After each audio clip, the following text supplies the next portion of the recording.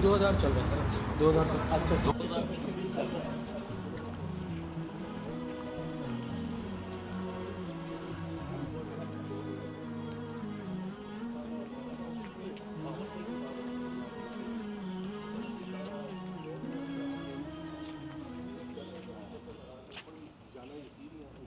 अस्सलामु अलैकुम वरहमतुल्लाह। इस वक्त हम लोग ताशकंद शहर में हैं और उज़्बेकिस्तान के दारुल हुकूमत है। ताशकंद शहर का ये मदरसा कोकल दाश मदरसा है। ये तकरीबन 500 साल से अल्हम्दुलिल्लाह यहाँ कायम है। 1966 में ताशकंद में एक बहुत बड़ा ज़लज़ला आया जिसमें मोर देन 70% सिटी ख़त्म हो गया था। उस वक्त इसके बारे में बताया था कि ये मदरसा अल्लाह ने महफूज रखा। जो चीज़ें बची थीं उनमें से ये मदरसा अल्हम्दुलिल्लाह महफूज रहा था। रेनोवेशन तो चलती रहती है, वो तो एक अलग सिलसिला है। और तालीमी एतबार से एक ज़माने में ये तफसीर, हदीस, फ़िक़्ह, रियाज़ी और मुख्तलिफ़ बहुत बड़े बड़े फ़नून का ये मजमुआ रहा है और यहाँ बड़ी अच्छी तरतीब बनी रही है, अमीर तैमूर के ज़माने में भी और उसके बाद भी। मौजूदा भी यहाँ पे मदरसा चल रहा है, लेकिन हम चूँकि जिस माहौल में हैं वो पाकिस्तान का मदरसा, वहाँ पे आपको मिक्स गैदरिंग नज़र नहीं आएगी मदरसों में, और बहुत सारी ऐसी चीज़ें जो पाकिस्तान के मदरसों में हमें नज़र आती हैं वो अभी यहाँ पे मामला बहुत दूर है। लेकिन जिस माहौल से और 70 साल रशिया के अंदर से गुजार कर ये यहाँ पहुँचे, इन्होंने बहुत कुर्बानियाँ दे के इस्लाम की शनाख्त को बाकी रखा है, यही इनको बहुत बड़ा क्रेडिट जाता है। इसके ऊपर मुकम्मल तफसीलात हैं और इंशाअल्लाह किसी वक्त तफसील से उसको मैं अर्ज़ भी करूँगा कि यहाँ इन लोगों ने कितनी कुर्बानियों के साथ इस्लाम को, अपनी शनाख्त को बाकी रखा है। अमल में कोताही अपनी जगह, लेकिन बुनियाद को इन्होंने बाकी रखा है, तो ये बहरहाल इनको बहुत बड़ा क्रेडिट जाता है।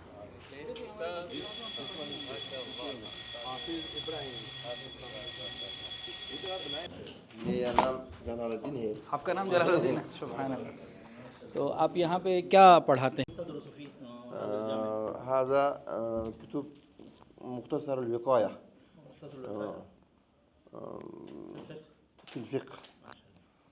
इस मौके से एक फ़ायदा उठाने में दो बातें हम ले लेते हैं। नंबर एक, मौलाना मासूम साहब से दरख्वास्त अभी करते हैं कि ये हमें हदीस पढ़ा दें, मुख्तसर सी हदीस, मुख्तसर तर्जुमा हो जाए, ताकि हम सब इनके शागिर्द बन जाएँ, हमारे उस्ताद बन जाए, वो एक ताल्लुक़ भी हो जाए, तालीम का भी सिलसिला हो जाए। एक बात तो ये है। दूसरी बात, हमें पाकिस्तानियों को अल्लाह का शुक्र अदा करना चाहिए। इस मदरसे में, इनके माहौल में ये बहुत बड़ी नेमत है। बातिल इसको भी यहाँ इस दर्जे का भी बर्दाश्त नहीं करना चाहता, लेकिन अल्हम्दुलिल्लाह हमारे उलमा ने जिस तरीके से वहाँ मेहनत करके मदारिस को आबाद रखा है, तो वो एक बहुत बड़ी दास्तान है।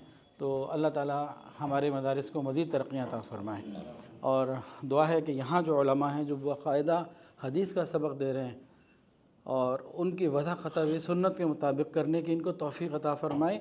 मतलब इनमें से बहुत सौ की ख्वाहिश है, लेकिन हालात ऐसे हैं कि वो अपना नहीं सकते।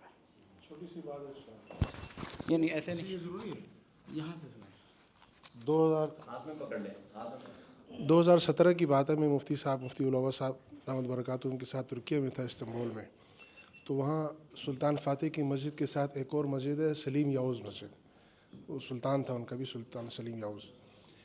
उसके साथ एक कमरे में कुछ तलबा बैठे पढ़ रहे थे, मुझसे मुझे ले गए। तो वो बैठे कुदूरी पढ़ रहे थे, तकरीबन 6 तालिब इल्म थे।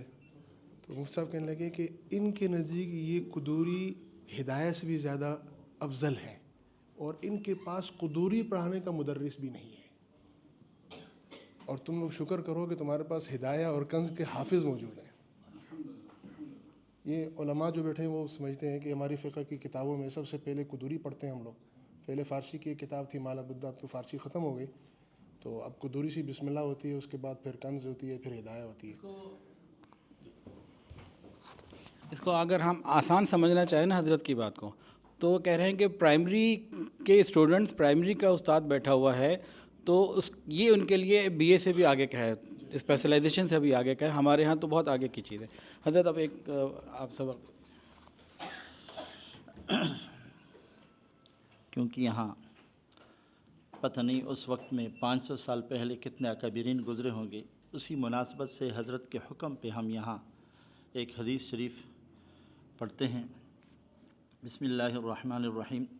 वबिही क़ाल हद्दसनल हुमैदी عبد الله بن زبير قال حدثنا سفيان قال حدثنا يحيى بن سعيد الأنصاري قال أخبرني محمد بن إبراهيم التيمي أنه سمع علقمة بن وقاص الليثي يقول سمعت عمر بن الخطاب رضي الله تعالى عنه على المنبر قال سمعت رسول الله صلى الله عليه وسلم يقول إنما الأعمال بالنيات وإنما لكل امرئ ما نوى فمن كانت حجرته إلى دنيا يصيبها أو إلى امرأة ينكحها فهجرته إلى ما هاجر إليه۔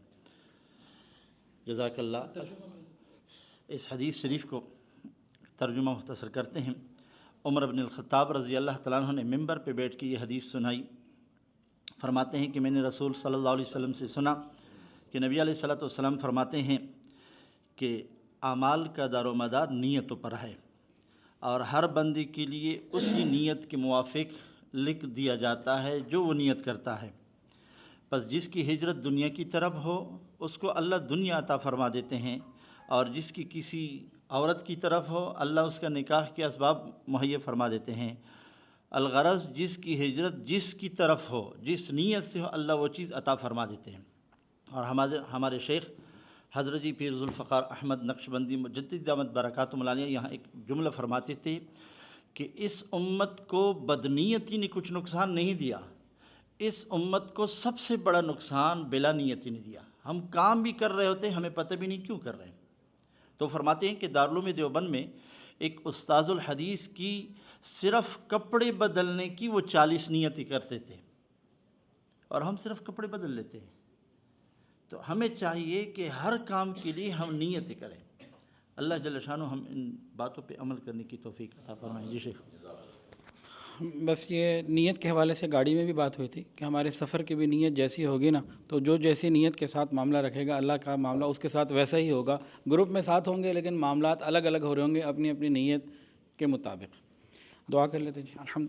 حضرت ایک بات، اچھا میں تحدیث بن نعمت پہ ہمارے شیر شاہ سے فرماتے تھے کہ پورے پاکستان میں جس وقت ہماری دورہ حدیث کی فراغت ہوئی تو فرماتے تھے کہ ایک ہی شیخ ہیں پورے پاکستان میں جس کی سند پوری ایشیا میں سب سے عالی ہے، مولانا شیخ محمد شریف صاحب رحمہ اللہ، اب فوت ہو چکے ہیں۔ تو اس سند عالی کے لیے میں نے اسپیشل سفر کیا تو انہوں نے حدیث کی اجازت عطا فرمائی۔